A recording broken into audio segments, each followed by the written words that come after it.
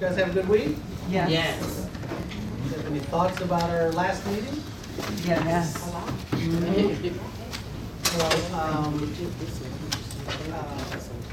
today we're going to be talking about branding and communications. But I want to, before we go there though, I want to just go back a little bit and talk a little bit about last week. I sent a question around to everyone, and I got a lot of responses back. Some were public, some were private. And I appreciate all of the responses. And I would like to know if anybody would be willing to share what their responses were. Just as a reminder, the question was, what in our history discussion impacts your work today, if anything? So I think if we were looking at the long history of affordable housing in DC as well as across the country, what we were trying to do is see whether or not you saw any relevance to that history to your work today and how that history affects your daily work. So who'd like to go first? I'll go first. Okay.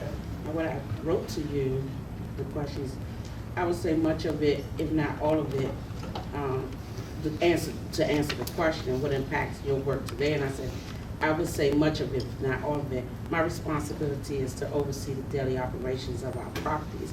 That would include, but not limited to, the following: housing families who meet our eligibility criteria, collect documentation for the recertification that's for the income, with the income calculation that's based towards the rents.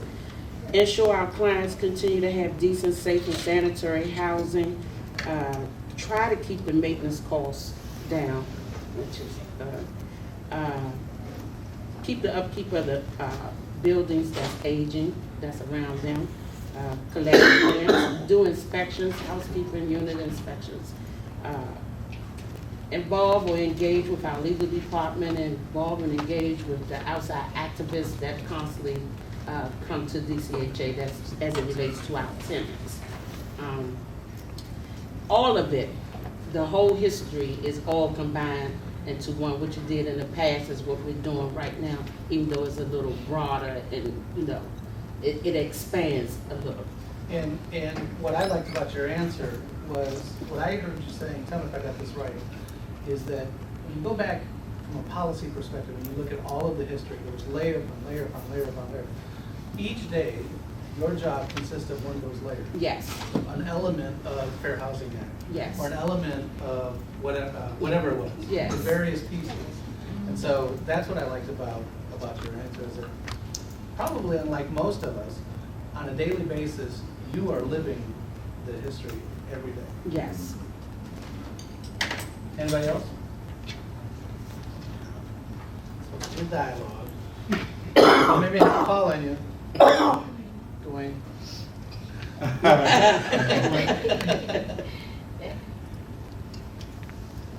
Okay, what I was saying is, I never get the full understanding and history of why enforcing housing quality standards is so important.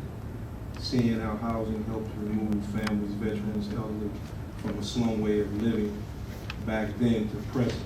Also enforcing the safe, clean, sanitary conditions is very important to this day, being an HCVP housing inspector. Right. So what I heard, tell me if I got it right or wrong, is that you were able to see from the videos and from the photos in particular, is sort of the decay that had happened that caused the policies to be put in place to begin with.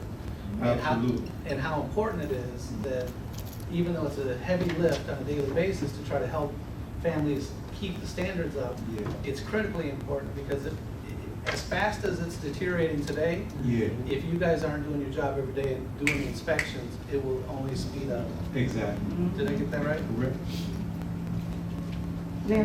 Now, for me, I recognize that the ADA Act is very important because it gives the elderly as well as the physically challenged opportunities to live in normal housing dwellings because it's accommodated to their special needs. So that's one of the things that happen. And then rehabilitation of existing housing sites whereby we could go in and just do minor repairs to make the components of the operation fit so people can come in and live in a safe and decent sanitary unit. And the most important though is like Mr. Wellman said, with everything that transpired in the past, it built up so that we could have a job of enforcement and municipal regulations set in place so everybody could live decent. Somebody, and I'll, if you feel like you can own this, I'd appreciate it, otherwise I won't. But one of the most powerful messages that came out of the responses was somebody who said, you know, I really never truly understood how old poverty is, how old this problem is, not only in DC, but across the country. And does anybody remember saying something like that?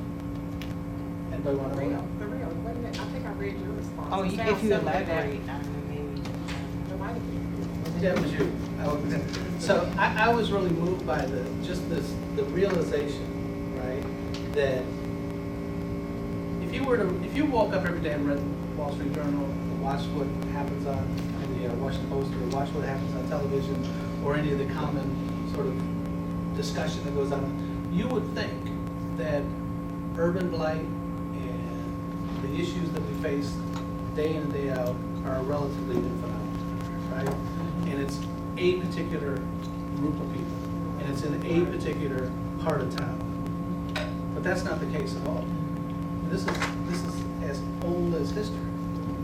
There have always been haves and have-nots, and so I was really, you know, sort of, I thought that was incredibly insightful. Can you elaborate a little bit on what you were thinking? yeah, I just was basically stating that my perspective on this whole housing situation really changed. As I stated in my response, I had a public housing background. I worked for a government contractor before I came here, but and I got the job because of my experience. But I didn't necessarily get into it for my love of public housing. That wasn't the reason. I got an opportunity presented itself, and I was able to gain employment. But knowing the history of how public housing came about, the situations that people were in, deplorable and just unsightly, it really gives me a different perspective on how to approach my job and how the clients, a lot of them are in their current situations. And so knowing that gentrification and all of those things is not a new issue, it really helps me to see things differently. And so I appreciate a lot of the knowledge that you have. I was even speaking about that today to my supervisor, that even though you're in public affairs, your knowledge of public housing is really amazing, because I can get a different perspective of my job from some of the things that you shared. And so yes, I do appreciate that, knowing that it came from Europe and how we were the first to have a housing authority in the capital. I mean, in the United States, helps me to better appreciate working for this agency as an employee, being a part of something that started out as something great and being able to continue in that, even though it may have fallen away, you know, over the decades, because people really didn't have an understanding or ownership of what they were a part of. But now, knowing that, I can have a sense of ownership in my part, you know, being proud of and being an employee at the housing authority. So And I'll talk to you about that a little bit later about that. So let me ask you this. First of all, does anybody else have anything else they want to share? So let me ask you this. Think about the power of what you just shared with us if you were a customer and that was your perspective. If your perspective was, you know, this is all I can ever be. This is all that's ever expected of me. Imagine how frustrating that must be. Imagine how limiting that must be, right? So today we're gonna talk about something that's nowhere near as interesting as all of that. Right? What we're gonna be talking about today is much more sort of mechanical stuff. It's about branding and more importantly, the brand, and I'll get into some detail about what that means here in a few moments and why it's relevant to you. But before I get started, does anybody understand what are your understandings when I say the word brand? What do I mean by that? Have an identity. Yeah. Johnson and Johnson. Ownership. Johnson and Johnson. Ownership. Pretty good. All right, so can somebody write for me? So we're gonna do a couple of exercises. Actually, we're gonna do several exercises today. Here, they're right over here. Ted, all right. Okay. We're gonna do several exercises, and the first thing that I'm gonna ask you to do is to, when we're going through this, unless it specifically says that I'm looking for your particular opinion, really what I'm asking you to do is put yourself in the mind's eye of the group that I'm asking you about. So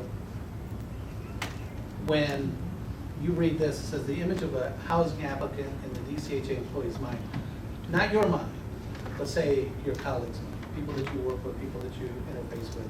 So we're gonna do a little bit of brainstorming, and so give me some words, and Tep's gonna write them up on the board. But when DCHA employees are describing or thinking about a housing applicant, what are some of the words that they might use? Desperate. Desperate, Unstable. unstable, poor, Ghetto. ghetto, Homeless. In need of. homeless, Emotional. emotional. Bless you. Bless Sick. Jack, what's your Yeah, they are honestly struggling, Yeah. ratchet. ratchet, It's the truth. rude, Need help. need help, Uneducated. Lazy. lazy, Impatient. impatient, and keep in mind, these are not. Frustrated. Frustrated. These are things that you may have heard other people say in the hallway or whatever. Drug addicted. Drug addicted. I'm sorry, what was it? A Someone said- lot of it we encountered on our own. Yeah, we've encountered a lot of this Yeah. on our own. So I would add, Oh, yeah. low education. No education. She said low, I not said low, but. Oh. Okay, low. Say low and no. Say uneducated. What are some other things that you may have heard? Criminal. Criminal. Conniving. Scheme. Manipulative. Conniving, scheming.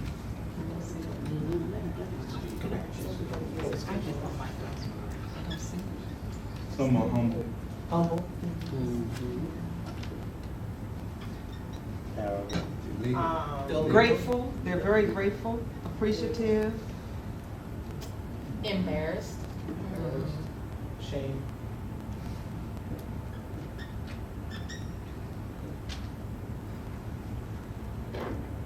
Proud. Proud. Helpful. Helpful.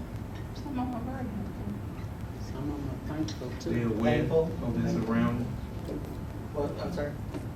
them. Aware. Aware. Aware. Unemployed. Resourceful. Unemployed. yeah, that's They a good one. really are resourceful. Resourceful is a great word. I think it's in here. Advocates. They can teach us, they You teach got us every day. manipulative and arrogant. Manipulative, arrogant. Jack just said street smart. I thought that was good. Mhm.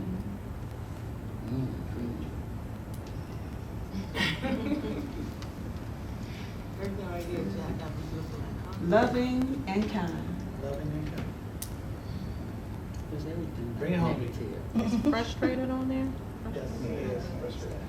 Entitled. Entitled. Yeah, Get it. that's a big one. You get it. Step would be one. Victimized, abused.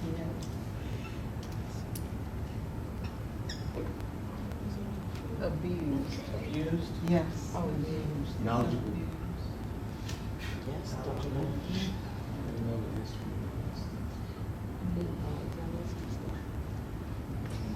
Generational. Generation? Yeah, I was looking for that word. Hungry. Humble? Hungry. Hungry.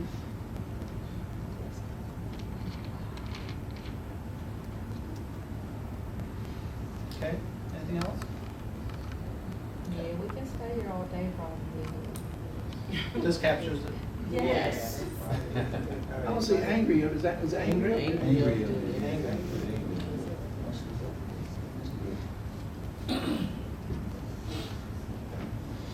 Anything else? Misunderstood. Misunderstood. Misunderstood.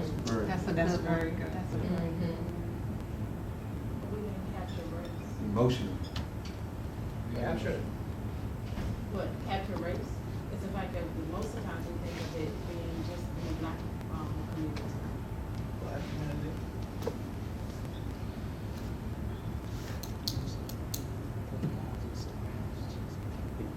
Emotional, valid. Emotional. Violent. Emotional, Violent. violent. Oh, yeah.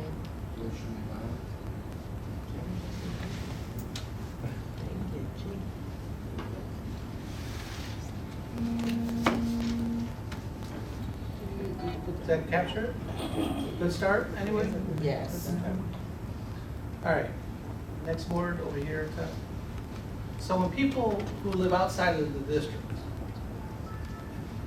for God's sake, if they live in Virginia or something, or Maryland, when they're talking or describing DCHA's housing projects, what are the words that they would use? How would they describe it? Criminal, Criminal, hold on, Criminal. hold on, we're about, hold on. it's just criminals. Just- No, property. Entitled. Criminals, entitled, They call them ghettos. ghettos. Yeah. Section 8. Well, unpack that, what does that mean, section A? When you say- That's what they say. Poor, sometimes it has a bad connotation. It's a Right, so tell me what they mean. association. It is Tell me association. what, not you, but when somebody from, for God's sake, Falls Church, Virginia, says something about, what are they talking about when they use the word? If Falls they Church? turn up their property, they like, oh, they must be on section 8 because they don't take care of where they live at. So what is, when Like they use that word poor. section A, what does Property that mean? value. They're poor. That they're, Or they own some Destructive. irresponsible. Destructive. irresponsible, destructive, desperate, Subsidy. good, subsidy, Lucky. lucky, Yeah. in luck. Really? Hand down. Handout. Unpack that word lucky. Well, I say that because they can afford to, well, not afford, but live in a city where other people can't afford to live in. So, you know, it's I live in Falls Getting Church, something and for it's- nothing? It's a section. well, not It's getting next to- something for nothing, but being able to afford to live in a city that other people wouldn't be able to afford to live in because of the assistance. I don't know how to sum that up, but Unclean. Because DC is so fortunate, I guess. would be- Fortunate, unclean, Leave for free. dangerous, Infested. infested, Put the word drug infested. drug infested.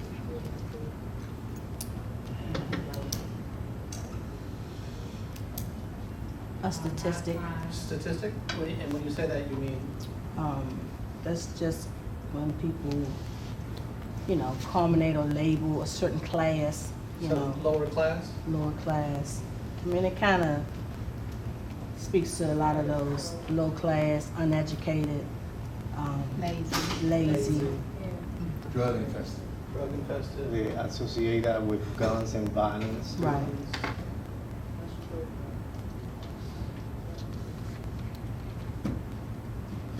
Worthless. Worthless, Trifling. trifling, No motivation. unmotivated.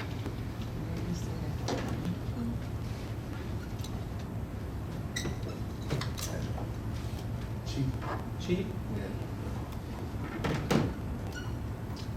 What's Some people think it's free. Free. Something for nothing, materialistic? materialistic.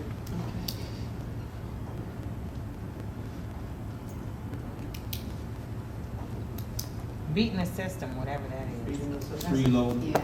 Freeloading. Get over. Get over.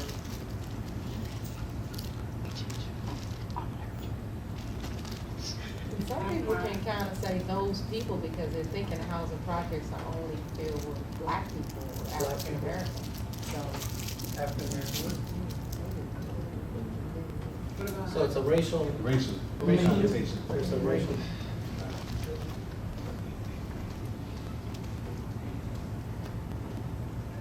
did we say criminals? Criminals. Mm-hmm. Can you bring that? Can you bring, Steve, would you mind bringing that label up? You could tell the Section 8 houses, because see, they don't know it's private sector. So they say you can tell the Section 8 houses because of dilapidation, deterioration, unkept. That's their word. Yeah. That's what they call it. You can go to Montgomery County or some place in unacceptable. You don't even look like. Can't tell the difference. Anything else? When Not appreciative. that the families are unappreciative?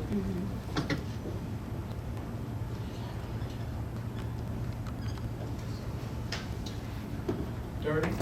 Yeah, Is it oh, dirty? your ears are very good.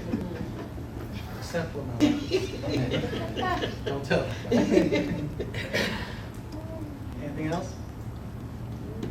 I think I said, Actually, I think I after 20 said some odd lucky, years, she but actually thinks. I said lucky, but I meant to say, I guess the word was Behavior. privileged. Privileged. Privileged is the word I was looking And all depends on which property site you actually, that they actually. No, different question. Okay. No matter If what. I'm out, if I'm Okay. out in Falls Church, Virginia, and somebody is talking about the projects, Okay, what are they saying? I got it. Low income. DC's project, yeah, DC's projects. Low income, Them people. young people. I think they were down. Oh, somebody had that on. And, okay, so You have poor Those people. people. unpack that. Tell me, okay, so. Poorly managed too. Well, hold on one second. Those people, just the second or third time that phrase has been mentioned, so let's unpack those people. What do we mean when somebody says those people? Or what do they mean when they say those people? A group of, I would say, Black Americans, you know, that stand out, congregate. Poor people, yeah, have myself there, and minorities, That's right. yeah. What's wrong with being, I mean, if you're one of the folks who are saying those people, what is it about being any of those things that you just described that is a problem for those? Irresponsible. Right, but if, let's say I was a white guy who lived in Falls Church, Virginia, as an example, and I said the projects, and I said those people live in the projects. What would you think that I was saying when I said those people who live in the projects? What am I really? What's the code that They feel unpack that like- code for me? It's okay to be unpolite, by the way. They feel like if you live in a project, you feel like you're entitled, that you're lazy, that you want a handout, that you don't want to work, but they don't. What they fail to realize that there are people in the project that get up and go to work every day. There are people in the project that get up that's in school. Everybody's not lazy. Everybody's not trifling. People work hard. They just have they had fell on hard times, and this is all they can afford at the time. Everybody that lives in a project, quote unquote, is not bad, but they feel like everybody that lives in a project is bad people. So they say them people.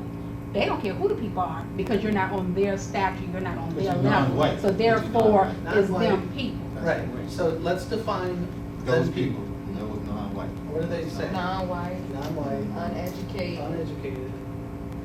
A lot of things we have up there already. Yeah. Destructive. Destructive. Entitlement. I think entitlement is already up there. Anything else? What was that? Negligent. That's a good word. Drug users. in education?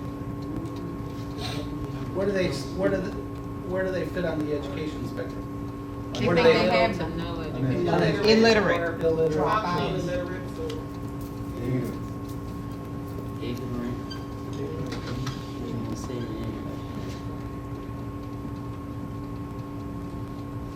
Anything else? Okay.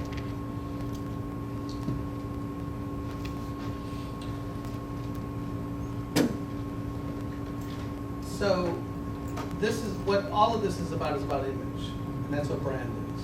Brand is really just another fancy word for image, all right? So, when you get inside of somebody's mind, you can begin to understand how they're going to act, and what they're going to say, and the ways that they're going to interact with you. And so, if I made, if I were a customer and came and I had a really bad attitude about every time I come down to the CHA, they make me wait in line, Mr. Jackson has me fill out a stupid card. I gotta do all of this, and then I get there and the person that I need to meet with isn't there. And so, you know, and by the way, I was just down there a few months ago, why are they having me fill? So if I show up with that attitude, what would you expect that interaction to be with that customer? Confrontational. All right, so take a look at these statistics.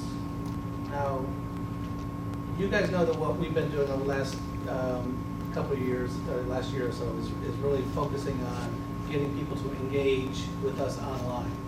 And we've been collecting a lot of data, and we're gonna go through a real quick quiz, and we'll see how well you know our customers, okay?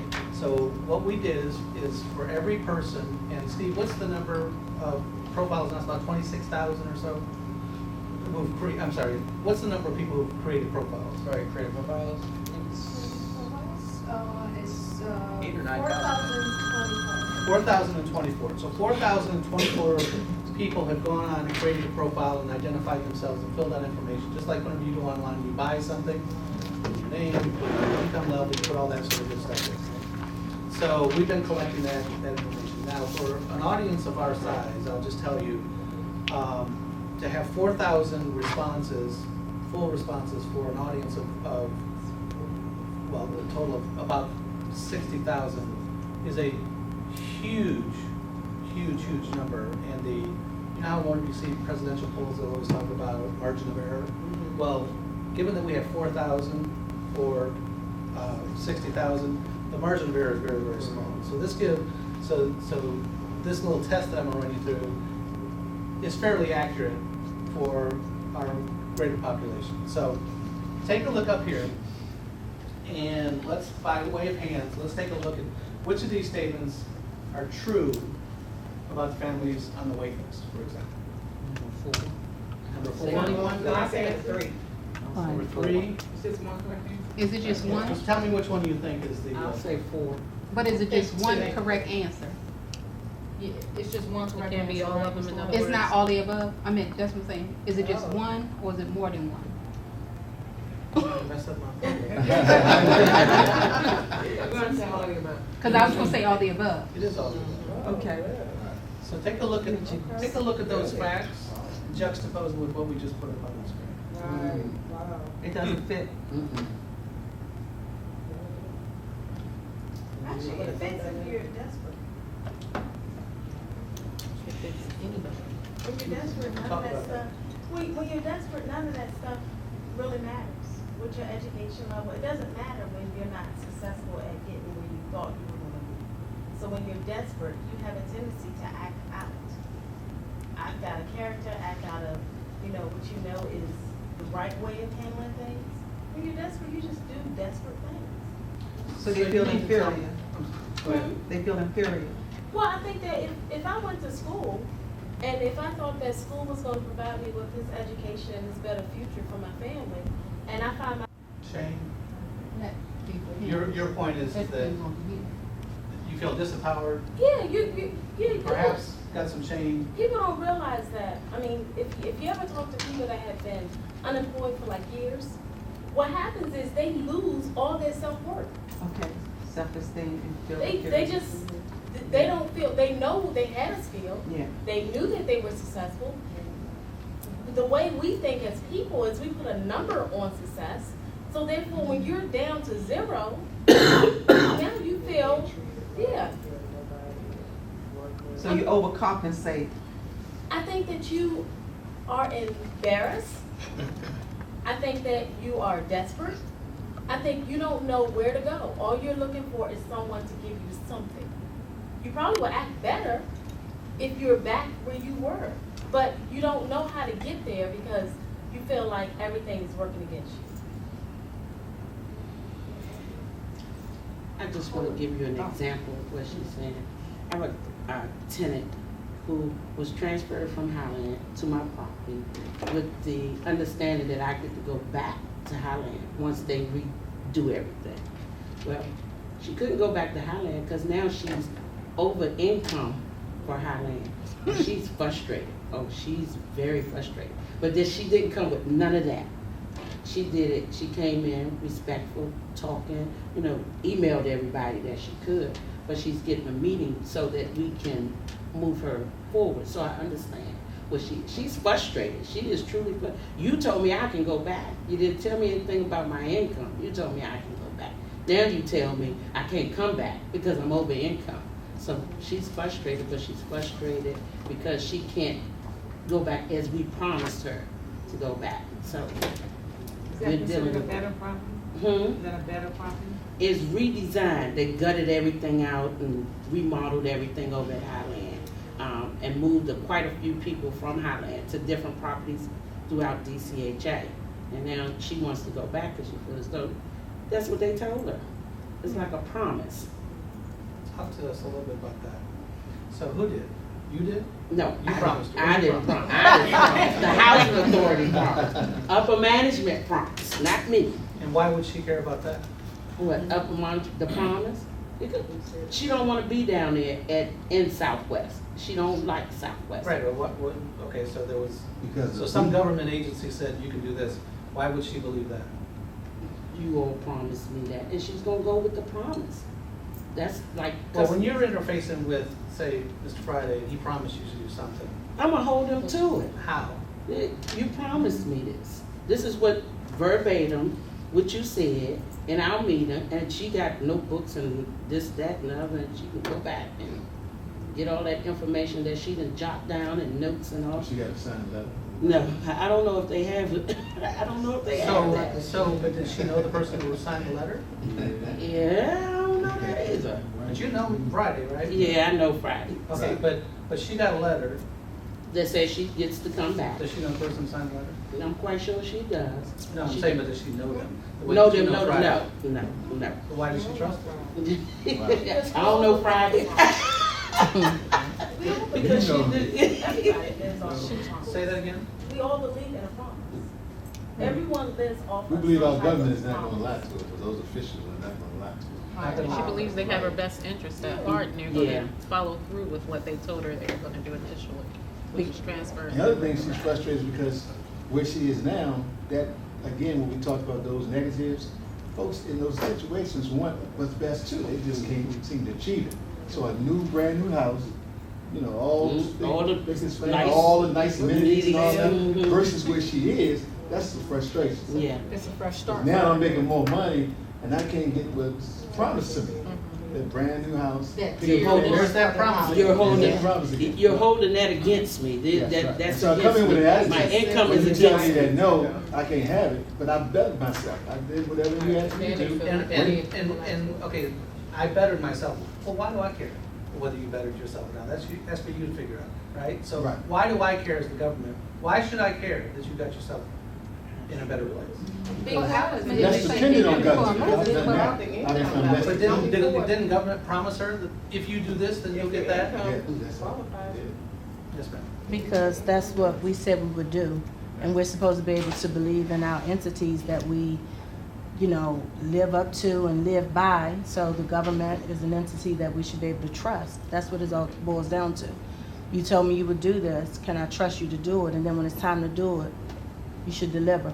But to piggyback also on what she was saying, a lot of these behaviors that we see in our tenants and applicants is a reactionary behavior as to what, and it may be generational. I mean, you know, it's not just this person that's angry for things that have impacted them directly, but maybe because they lived in a household with their mother, you know, they saw their mother be beat down with poverty and struggling and having no education, and you know.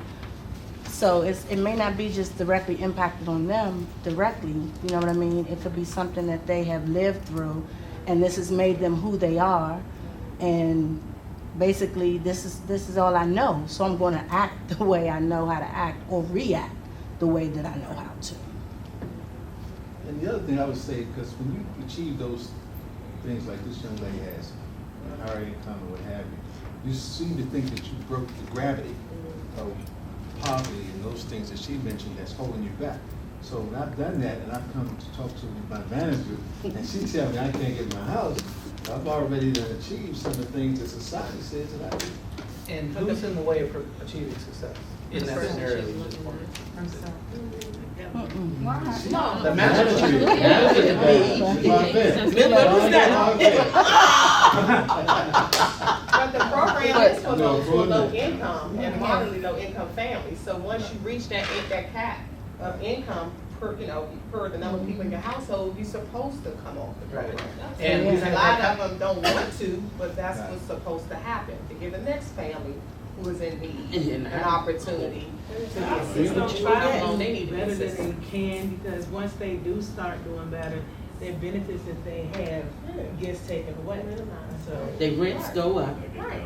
Then some of them quit their job just for their rent to go back Then in. they get down to 5 of less, and then you have to wait for them. They might not ever get back in the house already. That's right. So, I have a question. You work at a public housing site? Yes, ma'am. What, is there a certain income limit to live in that public housing site versus Highland dwellings? Because that's public housing as well, right? Highland is under a new program. I think it's under the tax credit, if I'm not It's mistaken. okay, it's under the tax credit credit, now. okay. Yeah, and flat rents for Greenleaf Gardens is, I don't care how much money you make, the flat rent is $11.24, period. Can't go up, can't go down. So there's no maximum income that you can make at There's no Greenleaf? maximum, no. At Greenleaf, it is? Greenleaf is still public no. housing. No, it's only if you Greenleaf make is over a public certain housing. amount, your flat rent is what your flat So rent that is. she's I able don't to take your afford that 30%, because your then. 30% might be more than a flat rent, so I gotta take the flat rent. Okay. And no matter how much money you make, your rent gonna stay at $11.24. Gotcha. I want to go back to Friday for a second, because I like Friday. Why would you trust Friday? Beyond the obvious. Oh, no, I'm gonna get a piece of paper from him. No, the reason why she would probably trust me. No. Why I would? Yeah. Because our interaction all the time. I mean, it's been good since I've been here at Mr. Friday's site. And I have no reason to not trust him. I mean, we've been on the same page since I've been at this site. No ill spills or anything. So I'm gonna put my trust in him because that's what he said. So it's been about your experience? Yes. You've never had any problems with Anything. Mm-mm. He's He been- always, when I have a maintenance issue, he always addresses it. He responds to your He requests? responds to my request. He's been an overall superstar, a very good manager in addressing all my needs. So I wouldn't have no problem not trusting Mr. Has he been consistent? Been consistent, Has he been honest? honest, Has he been somebody you can rely on? someone I can rely on. And you're relying on his what? His word, And his promise? and yes, and his promise. His promise. His actions. Anybody know what another word for brand is? Reputation. Yeah, image, well, it's Image. It'll be a image. stereotype. Promise. Oh, really? Promise. The promise that you make under Brand Friday is, my relationship with you is this. You can rely on me to do this whenever I tell you I'm gonna do that. That's his brand. You wouldn't attribute all of the value that you have in his brand to somebody you just met down on the street. You may not even give it to me or anybody else in this room, but you have a relationship with him. You have a history. He's always followed through. Brand Friday is something you can rely on. That's what today's presentation is about. It's about our trust or lack of trust that we have between our customers, our employees, our partners, our regulators, our funders. That's what brand is. So let's talk about DCHA assets. Federal funding, everybody agree that that's one of our assets. When you look at the company of DCHA, we have groupings of assets. We have federal funding, millions of dollars come in every year for us to do something. That's an asset. We got real estate. We own a lot of land in this town. We're one of the largest real estate owners in the city. Our client base, despite all of what people may think about them, they are an asset. Our employee base, folks who work here, all of you, all of us, is an asset for the corporate entity. Does anybody have any ideas what the I just gave it away. The one asset that's not up here, what's missing from the asset list of assets? When are you gonna say branding? I was gonna say. Our brand value. Because just like we went through with Friday here, if you replace Friday with DCHA, when it comes to the federal government, I've got $30 million that I can invest this year through the Hope 6 program, let's say. Do I want to give it to those knuckleheads over at DCHA, or do I want to give it to, say, Omaha, Nebraska? And we've been successful because as it relates to our federal funding, we have a good, solid track record because we've made promises and we've delivered in that box. When it comes to real estate, we talked about it over here. So DCHA wants to go buy a piece of property somewhere in the city and put up one of its developments, and what happens in the neighborhood? Let's say we go to, I don't know, someplace over near the zoo, right? Yeah. And we go buy a piece of property and we want to put some housing over there. What do we think that the neighborhood reaction will be? That's not coming in. Picketing. We'll take that and go put that somewhere else. Yeah. Protest signs. Protest picketing. News at 11. And why? Because that's what Image. that's what they perceive. Perception of our brand. Mhm, the perception. Say it out loud. Perception of our brand is poor in the community. And it really is.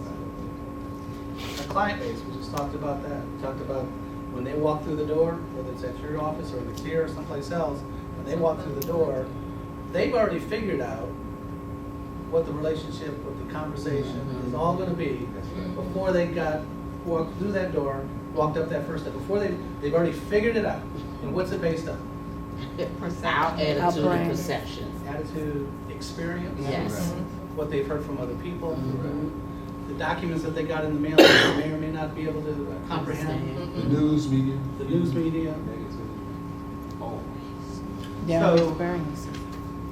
Brand is about, it's the image of your product, your service, your organization, how you fit in the community, what it's like dealing with individuals on a one-on-one basis.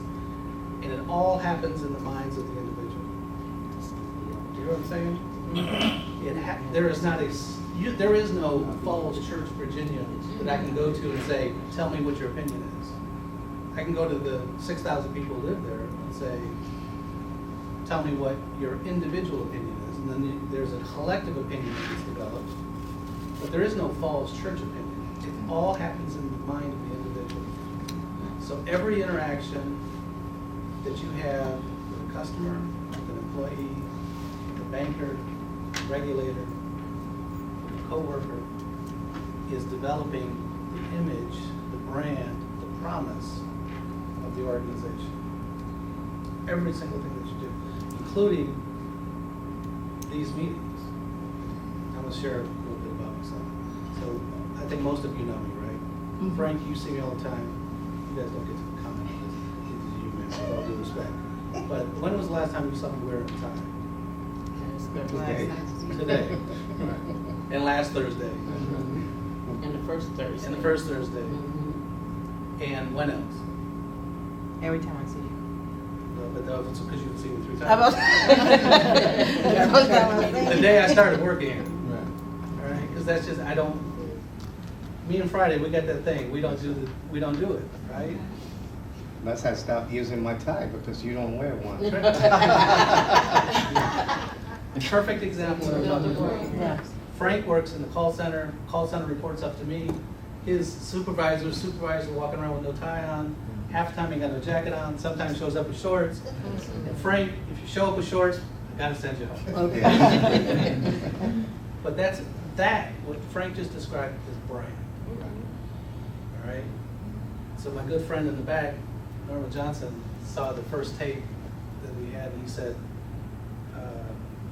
Mr. White, he said, don't you want these folks to respect you? Don't you want them to understand that this is an important process that we're going through?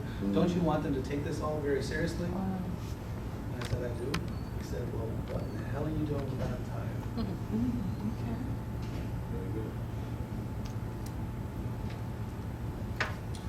So, set up associations, link to the name, sign, all that. So, the look and feel of the organization, of what we do, is all related. What'd you say?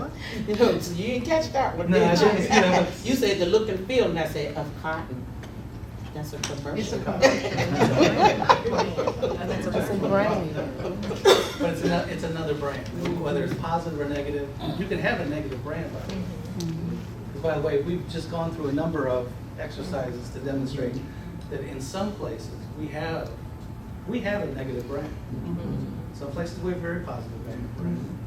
But like the millions of dollars we've gotten from HUD, but when it comes to our day in, day out work, our customers who are walking through the door for a whole variety of reasons, many of which, if not all, have nothing to do with anybody in this room, we have a negative brand. And so just like Frank is wanting to show up with shorts and a t-shirt, our customers are showing up anticipating, I'm gonna have a bad experience when I get in there. So let me just go ahead and get on top of this right now. You are so true. Yeah. So the power of brand lies in its ability to control a person's behavior, influence a person's behavior. That's where the real power is. Right? If I behave in a particular way, if I look a particular way, well, you know what? We started today at what time? 2:30. Why did we start at 2:30? Because we start on time. We start on time. Why do we start on time? Because I said it the first day, and we've done it every time.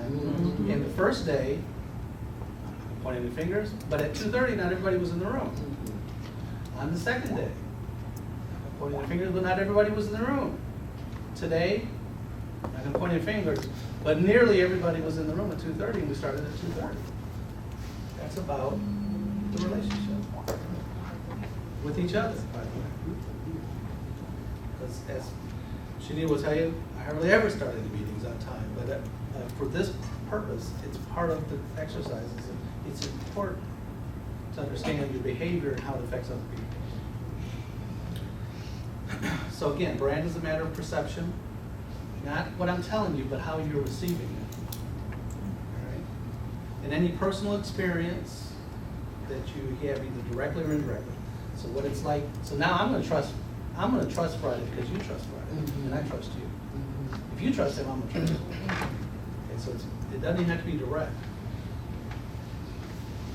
And so as perceptions of DCHA ebb and flow, meaning they go up and they go down depending on circumstance, depending on how we're behaving or not behaving well, it's going to affect it. And there's nothing that we can do in the public affairs office, in your office, or anyplace else to dictate what somebody's going to feel about DCHA, about their experience with you. The only thing you can control is how you engage.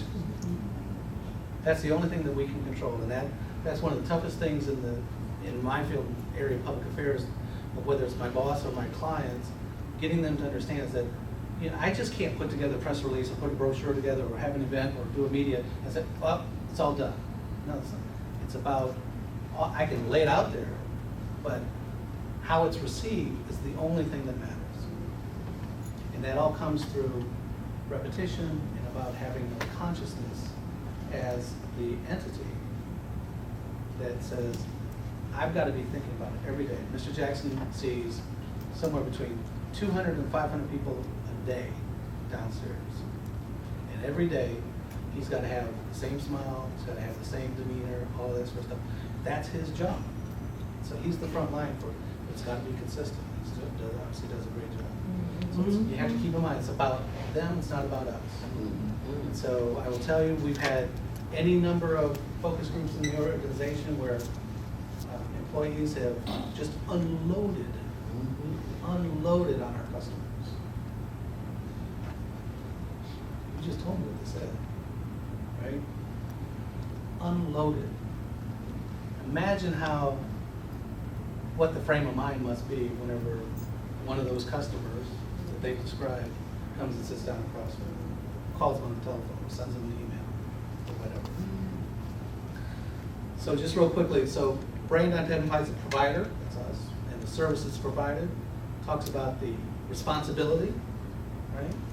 Helps us understand that when I get something in the mail, if I'm a customer, I should be able to trust that, right? And all of it shapes our customers' perception. And you will hopefully hear from me always, Mr. Jackson, I hope you can attest to this. You'll hardly ever hear me say resident or tenant. You'll never hear me say tenant unless I'm quoting. We're in business, right? We work for the government, but it's a business. And we've got to, if we keep in mind that we have a monopoly on this poverty space that we function in, but there's still, we don't have to compete for that space. There's nobody who's saying, get out of the way, DCHA, I want to take over that space. But they're our customers nonetheless. And if we can just look at them differently, look at our customers differently than the way that some of our colleagues do, they are not an impediment to us doing our job. They are, in fact, the reason that we're here, right? Exactly. That's right. Absolutely. So, changing just a little bit, going back to brand and image and perceptions and all the like. So, take a quick look and tell me of these 3 t-shirts, shout out the numbers, tell me which one is the Armani black t-shirt. And, well, first off, does everybody know when I say Armani, is everybody familiar with Armani? Yes. Giorgio. And whenever I say Armani, that means what? What does that mean? Top of the line. Top of the line, designer. Expensive, yes. Okay, so show me which one is the black t-shirt made by Armani. Number 2. Number 1. Number 3. Number 2. Number 3. You wouldn't know unless you could see the label. Exactly. You gotta look at the label. You can't That's tell. me, that any of That's them. number 1, you see the tax on it. Yeah, but you What still did you can't tell say what though? You wouldn't know unless what? See the label. Right. You mean to tell me that if I had an Armani, That's right, I wouldn't necessarily. you wouldn't know? If it ain't had a, If you don't Unless see the there's label, how do photo you with a know? pattern or something? That's right. if it ain't had no writing or anything. logo I or something. You wouldn't know. You can tell by the quality. Yeah, I was gonna say that. Yeah, but you wouldn't be able to tell what type of t-shirt. If we were to By the guess, quality. what's the cost of an Armani? What would you guess is an Armani? About 200. $200? T-shirt? T-shirt. Yeah. About $50. $75 maybe. Armani X or whatever. If it's not on exchange. That's in one Giorgio exchange. Armani is more. Oh, Giorgio Yeah. Armani, yeah. About 200, or 150, Yeah, this is, 200. which is the Giorgio Armani? Okay. Okay. All right, so let me just let Haynes. Right. But you know what, folks will walk around and, oh, I got that Armani on. Oh, whatever. And if it's their money, God bless them, it's their money, right, they can do it. But the point I'm trying to make here is that whether it's a black t-shirt, it's a black t-shirt. Mm-hmm. Whether it's a, you know, a Rolex watch or a Timex, it's still 3 o'clock, right? Mm-hmm. And so that doesn't mean that there's not value in that, because that value comes from where? The brand. Person, from your mind. Yeah. How you feel about yourself wearing that watch, wearing that t-shirt, right? That's where the value comes. That's the brand. That's why folks spend so much time and effort developing their brand, including Coca-Cola. Everybody familiar with Coca-Cola? Yes. So did you know that if you took this is from a couple of years ago, if you took the total value, if you own stock in Coca-Cola, the total value of all the stock in Coca-Cola, $120 billion on any given day. All right? The total cap, meaning the value of the assets, is $50 billion. You know what the rest of it is? The brand. Just the name. Just the shape of that bottle. Just that color. That color right there cannot legally be used by anybody else in the world. They've got a trademark. Because the overwhelming majority of their value is in the name. And so their VP of Corporate Communications a few years ago said if all Coca-Cola's assets were destroyed overnight, whoever owned Coca-Cola name could walk into the bank the next day and get a loan to rebuild everything. You would have more value having nothing, just having the rights to the name, than if you had all of the assets. That's huge. Brown. That's powerful. That's powerful. Define these for me. Welfare Act. Both of them in the same. No, Say that. that's exactly right. Everybody know who these folks are? Of course, that's Eminem and that's Eminem is Cookies. exactly, yes. All right, so Both of them actors. define these brands for me. Rapper. An actor. Actor, He's Producer. an actor Movie director. and a movie movie director. Record label owner. Mhm. Make my day. One of the greatest actors ever. greatest actor, but Yeah. there are a lot of great actors, a lot of great rappers. What is it that makes these two unique? They're different from. Their brand. So define their brand for me. What you know, what we've talked about what brand is, how do these folks make you feel? When you see Clint Eastwood, how do you feel? The word she just said, Macho in your Man. mind. Dirty Harry. Dirty Harry. Dirty Harry. Make my day. Make my day. His image Do you changed feel for me lucky? a That's little one bit. thing he His always image said. changed for me a little bit with the And- last year's The election. election. So now I look at him as senile and crazy. And the same for Eminem, kind of wild and crazy. Wild and crazy. Yeah, Black wannabe, something like that. So I'm gonna read this to you real quickly. So this was a, and I'm gonna ask you that, again, participatory, so I'm gonna ask you to try to figure this out. So Oliver Francois, head of the marketing for a company that I'll tell you about in a minute. Quote, America hasn't had a story to tell that was bigger than any cup holder, bigger than any Columbus Day sale. Okay? Got it? America had a story to tell larger than any cup holder for Columbus Day. So what do these two share in common? You talked about their brands a little bit. What do they share in common? Their sex, Sex. their The race. same thing. They're crazy. What else? Both white. Both white. Their stories. Their stories. Tell me about their story. Well, with Eminem, he put himself out there. He let it be known that he was poor. He started off poor, and he basically, once he became a rapper, he didn't go overboard in buying excessive things. He still tried to help his mom and his sister. Was it his sister or mom and Daughter. girlfriend? Or, yeah. Yeah. Clint Eastwood. Yeah, what's Clint Eastwood's story? I don't know. Don't know. Yeah. Started out on Roll. He started what? But what do their TV images show. represent? How about that? What are their images? Talk to me about Clint their Eastwood images. seems like Bad strange. boys. Bad boys. Famous. They're what? They're both famous. Both famous. Bad boys. What else? What space do they occupy in the entertainment world? Television. Television, rugged, Entertainment. in your face, Yeah. picking themselves up, they're gritty. So what do you think they have in common? Other than those things? Oh, wow.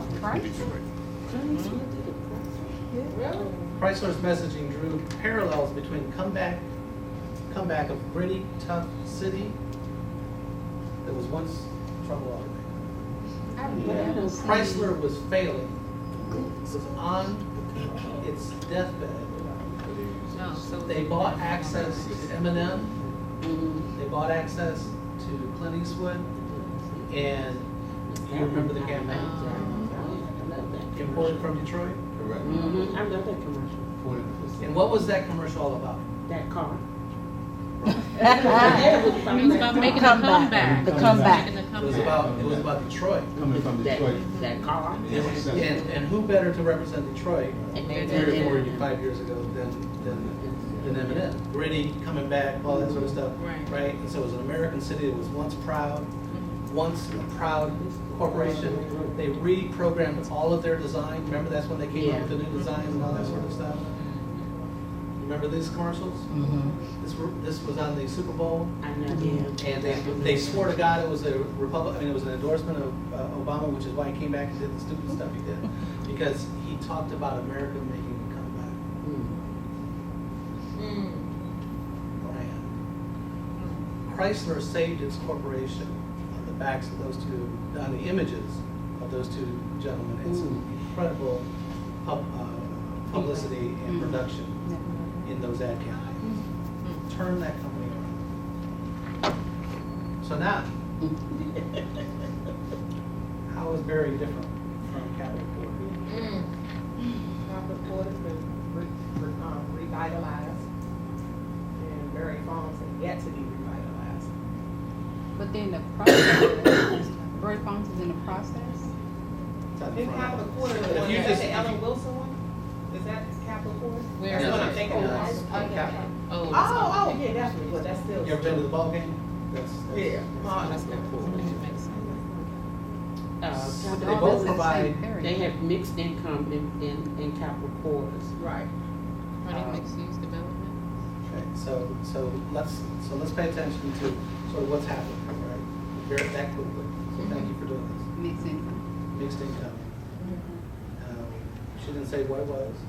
She didn't say what it meant. Everybody in the room knew what it meant. The brand of mixed income, the words help to distinguish the projects, i.e. Berry Farm, from this mixed income community that, by the way, houses the same people. It's the same people. All right. So advantages, I'm almost done. The advantages of a strong brand is it helps to establish greater trust with our partners, with the community, the residents, because we need all of them, by the way. And probably can't see that, I'm sorry, but the brand happens at the convergence of, at an organization like this, because it has to be in the minds of the management, the minds of the employee, and most importantly, the minds of the customer. And therein lies our brand value. And that's what we do today. You have it? Want me to start it? Here's how they position their brand.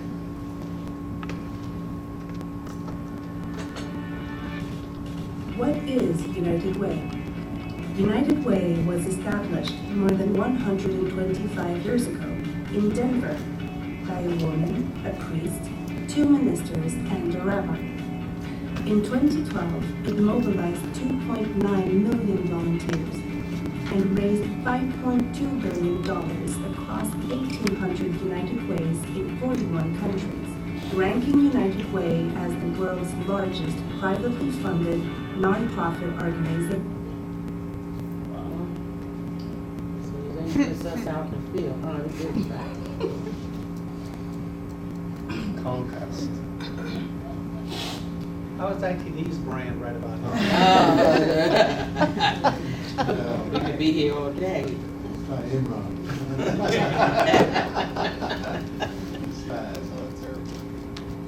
Mr. Tepps, Imhotep's brand's taking a hit right now. Okay, but what does United Way do?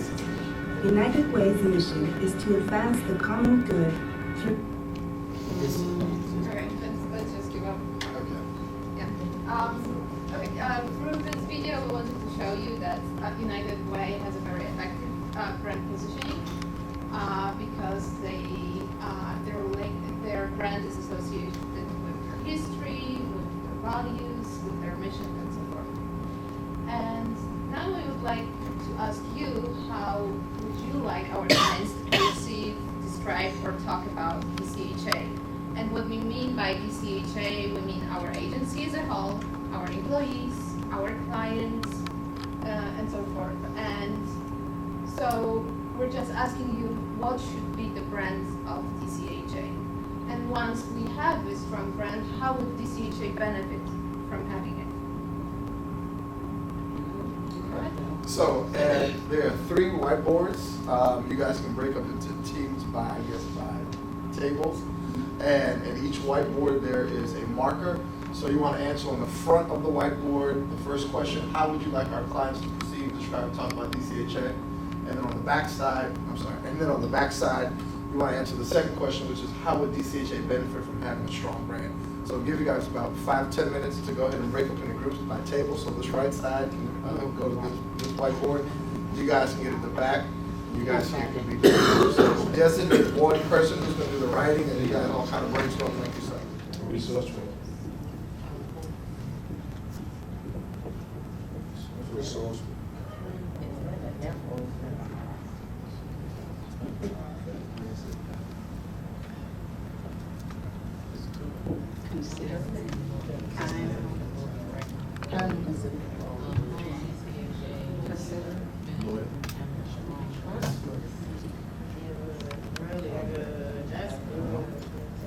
So we be like empowering, you know, when people that come in, they feel like they're part of us, you know.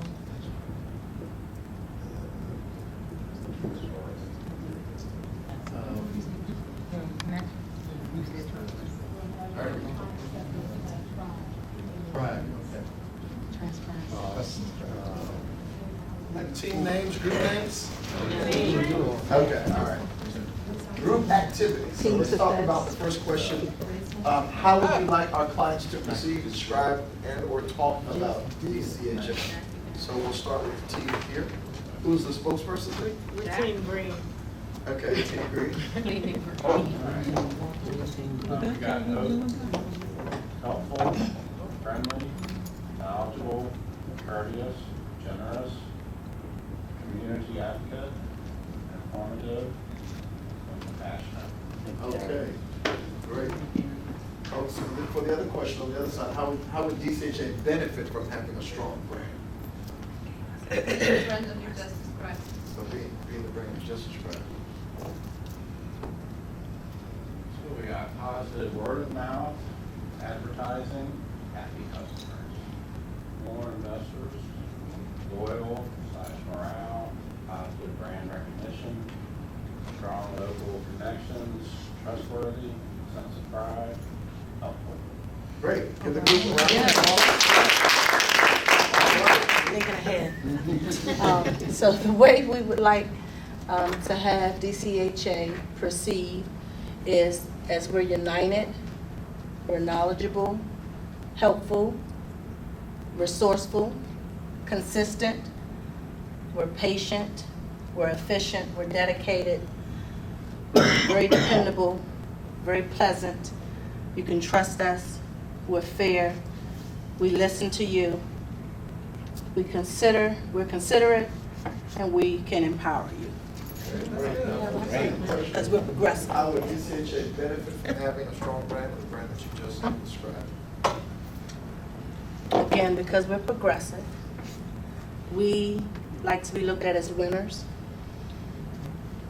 or we would benefit from our good branding as looked upon as winners, as being reputable, successful, having pride, accountable.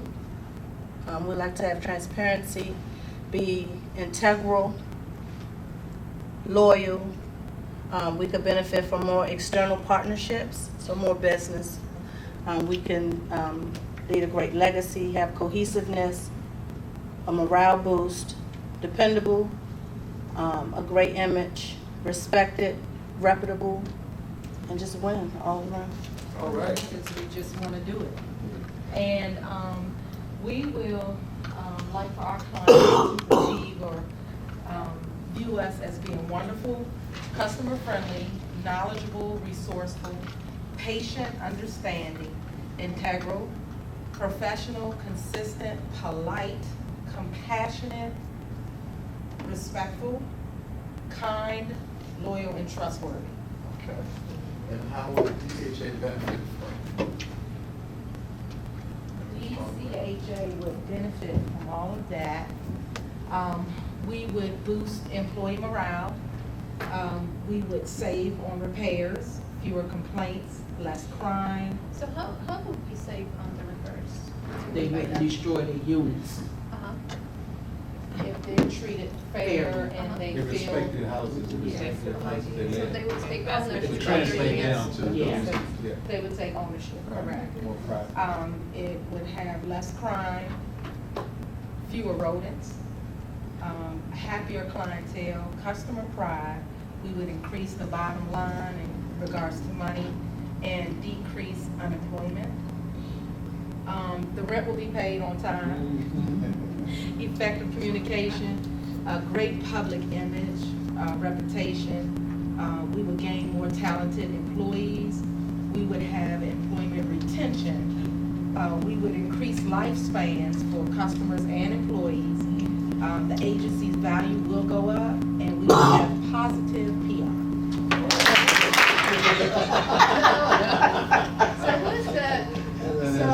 Who is the brand communicated to? It's communicated to our customers, meaning to public housing residents, HCV participants, and housing applicants. It's communicated to our employees, to our vendors, our contractor, our HCP landlords, to other governments such as the District of Columbia, other governments, meaning government agencies such as HUD, to different community groups, and to opinion leaders, including news media. Because as you know, the news media are considered opinion leaders because lots of people base their opinions on the news coverage. So now we're gonna switch gears and we're gonna talk about marketing. Branding, as you know, is a part of marketing. Let's start with a scenario. Let's say that I've saved some money and I'm passionate about healthy eating habits, and I'd like to start manufacturing frozen food and snacks. As a marketing professional, what should I do first? I should first, what should I do first? Market research. Market research. So what do you mean by market research? Look at demographics, who's your audience, who are you gonna try to sell to? Yes, exactly. So I should look at my customers, my potential customers. So I can look at, for instance, some statistics, right? As a frozen food manufacturer, where can I look for some information about my target market? Your competitors, maybe? How can I look for information from my competitors? You can do surveys. Yeah, I can do surveys. I can look for some statistics, for instance, from CDC, from the Center for Disease Prevention, and see, for instance, like how many people in my in the area that I want to distribute my products have, for instance, gluten allergies or are allergic to peanuts, or for instance, if lots of them have diabetes. Where else can I look for information? Focus groups, maybe? Exactly, I can conduct focus groups with my customers. Census Bureau. Census Bureau, yes. So other agencies, other maybe some research companies may have some information that may be helpful for me. So once I collect all that information, what is the next step? Compile the data. I don't know. Yes, exactly. I should analyze the data, right? And draw some conclusions from this data and say, for instance, that in my target markets, 25% of people have, let's say, diabetes. So maybe I should provide some sugar-free options, right? Or maybe lots of people have peanut allergies. Maybe I should replace peanuts with walnuts in my products, right? So once I have all this research and I collected all this data and I conducted an analysis, I create a product based on this research. So as you can see, the first step in order to create the product, I need to learn about my customers, right? once I design the product, I have to manufacture the product, and then I have to communicate, I have to create the brand, so I have to know what my product stands for. So for instance, if my target market is people with diabetes and peanut allergies, I'm gonna position this product as a healthy product for people with these two food sensitivities, right? And once I have the product, I have to communicate it, and then I have to deliver it. So for instance, I can sign a contract agreement with Harris Teeter, and that's how I'm gonna deliver the product. So as you can see, there are all these steps in the marketing process, but it all starts with learning about our customers, our existing customers or our potential customers. And that's what successful marketing professionals do. They start with research, learn about their customers. In this particular example that I gave you, I just looked at the statistics, right? I looked at the groups of people that my products are gonna be delivered to. But nowadays, marketing companies and corporations, they take a step further. They collect and store information about individual customers. They try to learn as much as they can about their sociodemographics. So for instance, about their age, disability status, if they have any children, about their occupations, education levels, incomes, and so forth. But they also learn about their behavior, because learning about the customers is learning about their needs and their wants. So what is the difference between the need and want? Would you be able to tell me? Well, wants is like your discretionary income, or what people use, as you know, things like going to the movies, spending money to get maybe your hair done, or getting a massage, or a pedicure. That's discretionary income. So that's like a want. But needs, of course, is what food, shelter, Not necessarily, because these are basic needs, right? Right. So for instance, if a person in my scenario, if a person likes cheeseburgers, right? But this person is sensitive to dairy, their need is to, they need products that are dairy-free, right? Right. But maybe they love cheeseburgers and they want products with cheese, right? So sometimes there's this disconnect between the need and the want. So my socio-demographic data is going to tell me that I should provide dairy-free products for this person, right? But their consumer behavior data is going to tell me that they like cheese and they're going to continue to eat cheese, right? Wow. Even if they suffer. Even if they suffer, right? Sometimes people have a need, but they don't have the want because they don't realize they need something. For instance, in 2005, how many of us wanted to have a smartphone? Right?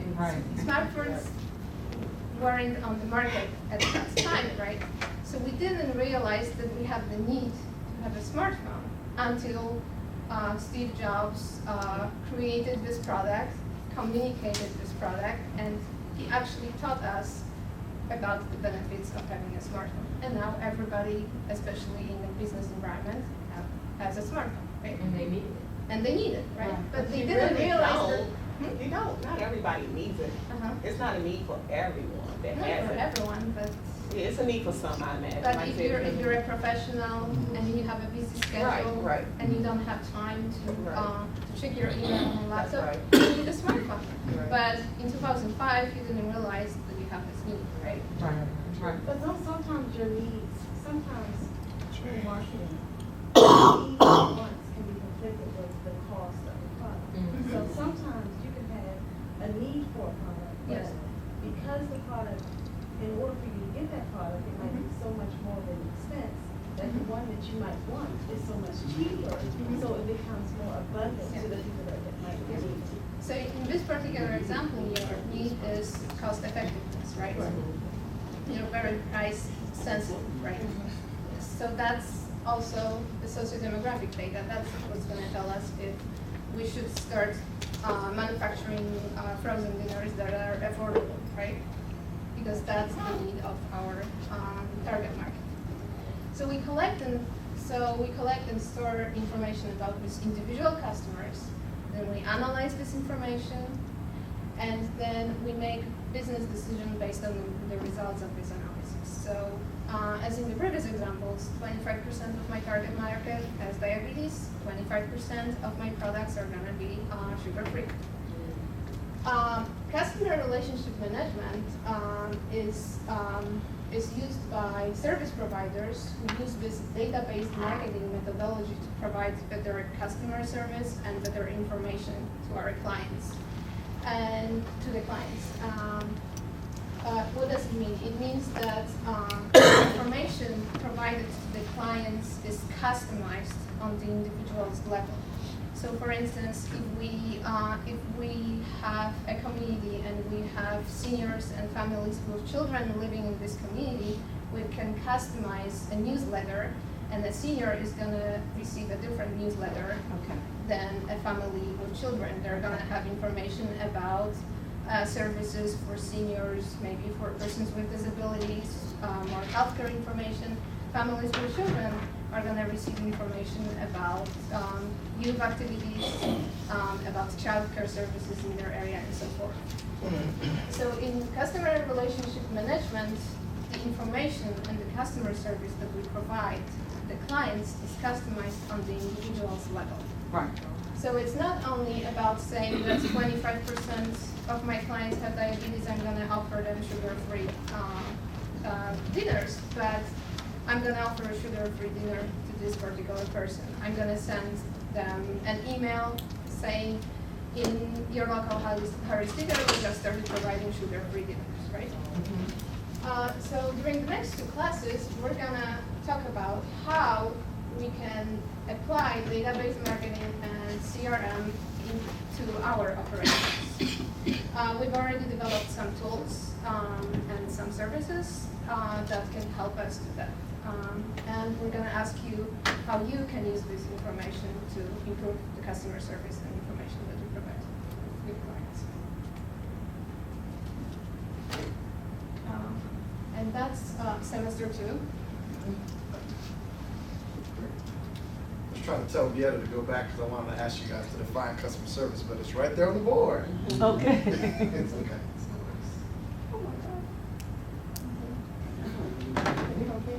Having a wardrobe malfunction.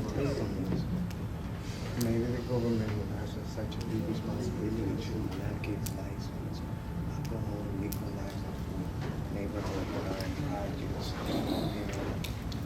All right, so we're talking about customer service, and I just kind of want to give you guys a little teaser of what we'll be discussing next semester with customer service,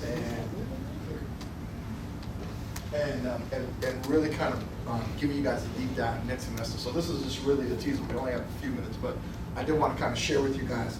So really, customer service is the process of satisfying the customers and meeting the customer's needs and or preferences. Okay. So much of what we talked about, I think Vieta nailed it right on the head. That hey,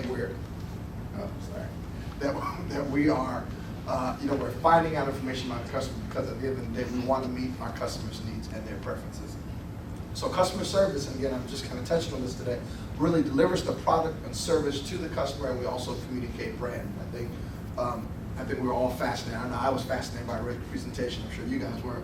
But just knowing that at every single touch point, that we're actually communicating the brand. And every time somebody calls the call center, every time somebody requests a maintenance a ticket, every time they're coming in for a recertification, they're meeting Mr. J as smiling, as happy as he is.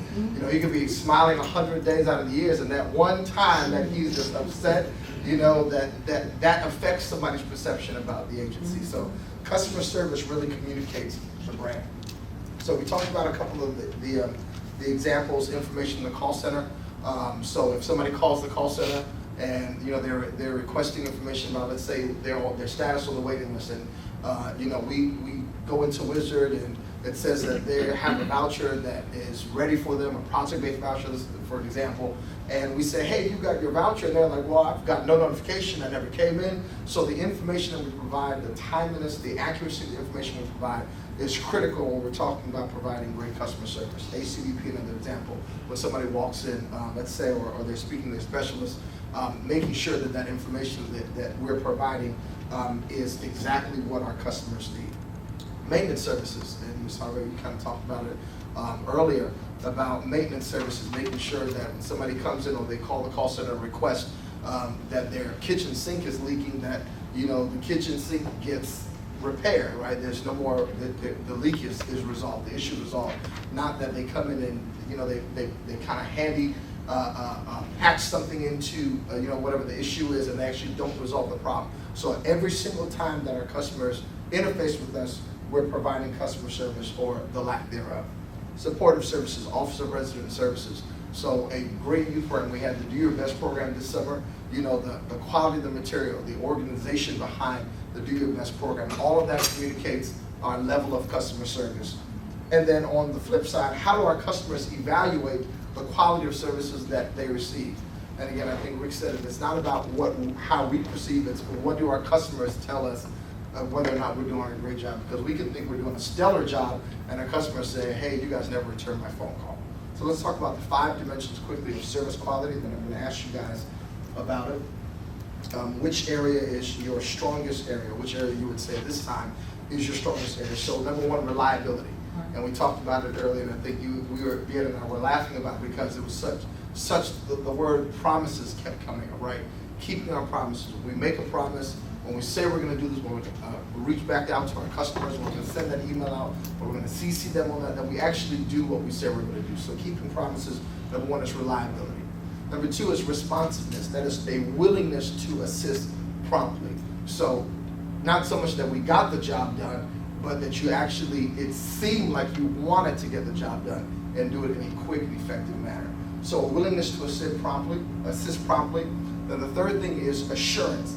So inspiring trust and confidence. So when I speak to a call center rep, does a rep seem to know what they're talking about? Do they seem to be an authority speaking on behalf of the agency? And one of the things that we're going to talk about when we're talking about the tools that we've created is bringing everything into, codifying everything to what is the response for this situation? How do you handle this situation? Because when you have a process or procedure in place, you get the confidence with knowing, hey, I'm following things by the book. So assurance, inspiring trust and confidence. 4, empathy. So empathy, who can tell me the difference between sympathy and empathy? Sympathy and empathy. Empathy is when you can share, I guess it's like understanding and sharing the person's feelings. And sympathy, I guess, is feeling sorry for someone. That's it. You nailed it right on the head. So empathy and sympathy. We don't want to show sympathy. We don't want to be pitying our customers. We want to be able to identify with them, share their feelings, and then more importantly, give individualized attention. So have you ever called your bank or called your cell phone provider and had an issue or a problem that was really kind of vexing you, and you said, I've got to get to the solution of whatever this issue is, and they actually took the time to hear your complaint, listen thoroughly to what the issue was, and it seemed like you were the only person at that time on that person's mind. It was like, wow, they're giving me all the attention that I need right now to get this thing resolved. Now, whether or not the situation was actually resolved is another thing, but the fact that you left feeling like, wow, they took the time. I was that person's center of attention. It's about empathy. Really caring and saying that, wow, Mr. Wellman, that's horrible. I'm so sad that you can find the sneakers that you wanted. Or, Miss Harvell, I'm so sorry that you can find, the book that you needed. How can I help this situation get resolved? So empathy. And the last thing is tangible. So what about what I'm presenting really communicates excellence? What about what I'm presenting is the paperwork that I'm handed, is it legible? Are the colors, does it seem like they really put the effort and time into this? So those 5 areas are the ways in which our customers determine what is the level of service quality that I'm being offered. Okay? So of the 5, we can kind of take our time around the room and just share what of these 5 areas would you say is your strongest suit at this time professionally? So is it reliability? Is it responsiveness? Is it assurance? Is it empathy? Or is it the tangibles? I would say responsiveness for me. Because even though I'm out in the field, I answer every call. And once I answer, I let them know this is Inspector Wilson. Can I call you back? Is this the number I can reach you on? Then They say, okay, and then I just do what I'm doing and call them back later. But I answer every call that comes through. Wonderful. Let's go around the room. Let's start here. Sure. So the 5. Which one would you say? I would say for me it'd be empathy. I listen to when it gets elevated to a certain level, I listen to a lot of stories. And a lot of times it's just people that want to vent because they're frustrated. But I necessarily am not the one that can fix their problem, but I'm the one that I can listen at that moment in time and then pass it on to someone else. I would say it would be empathy just to kind of diffuse the situation before they go to the next person. I would say 1 and 2.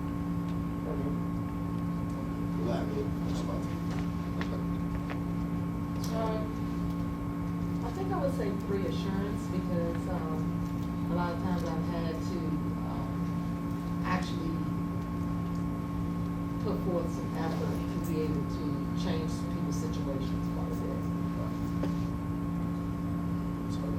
See, shaking her head, I'm saying. Like I said, it can't be all. I was getting ready to say that. Just one. Get ready to say because I touch base with all of them. I really do. That's what I do on a daily. Okay, fair enough. Mr. Friday? Yeah, we kind of the same boat, and only one I would say that's the weakest would be number 5. But the other 1 through 4, pretty much do that every day. Okay. Well, Say number 2.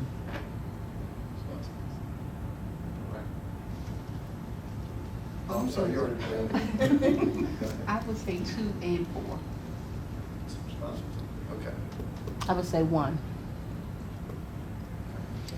2 for me, I'm the type of person that if I get something on my plate, whatever that is, I try to take care of it so it's not lingering on in my head as a thing that I need to do. So right then and there, I drop what I'm doing, take care of it, and then get to the next.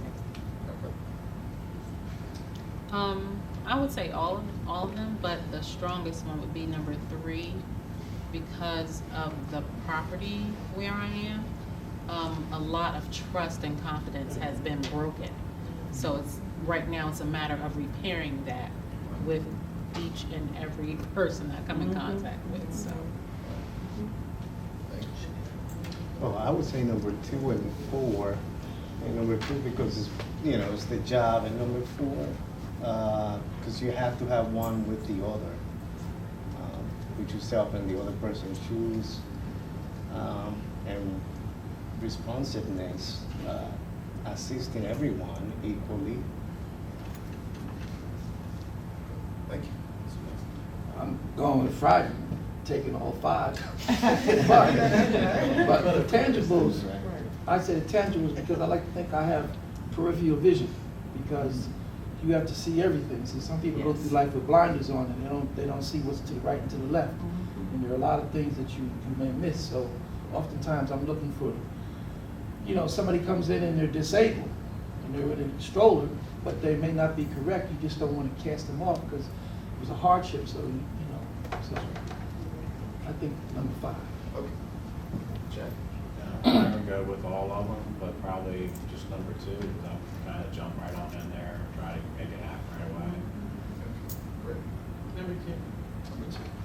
All right, last question, and we'll probably take 2 responses because we're approaching the end of today's class. But give one example of how you providing excellent customer service enhanced the brand, image, and reputation of DCHM. So give one example about how you providing excellent service enhance the brand, image, and reputation of DCHM. We'll take 2 or 3 responses. Yes, sir, Mr. Friday. Yeah. In fact, where Mrs. McCoy works at Woodland Terrace, the manager came to me just before school started. Her had lost her job, and so she was in need of uniforms for children.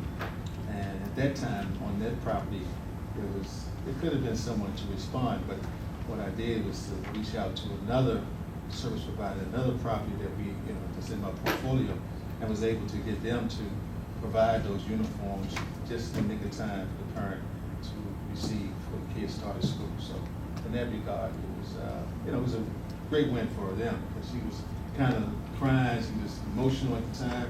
She didn't know how she was going to do that, so we was able to do that. And I did that. So. Great, fantastic. And At this time, we're going to turn it back over to Rick.